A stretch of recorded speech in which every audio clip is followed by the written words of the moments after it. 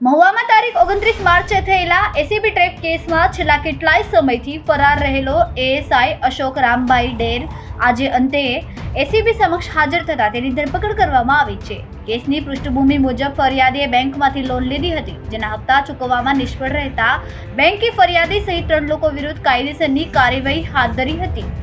ASI Ashok ડેરે ફરિયાદીને warrant બાબતે ધમકી આપી અને અટકથી બચાવવા 50,000 રૂપિયા માંગ્યા હતા અને બંને વચ્ચે 25,000 રૂપિયાની લેતી દેતી નક્કી થયા બાદ ફરિયાદીએ રિશ્વત આપવા ઇનકાર કરતા એસીબીનો સંપર્ક કર્યો હતો। ત્યારબાદ અમદાવાદ એસીપી દ્વારા ગોઠવાયેલા ટ્રેપમાં 3 લોકો ઝડપાઈ ગયા હતા, જ્યારે એએસઆઈ અશોક ડેર તાત્કાલિક સ્થળેથી ફરાર થઈ ગયો હતો। કેટલાય દિવસોની શોધખોળ બાદ આજે તેમણે પોતે એસીબી સમક્ષ હાજરી આપી છે, જ્યાંથી આગળની કાયદેસરની કાર્યવાહી શરૂ કરવામાં આવી છે।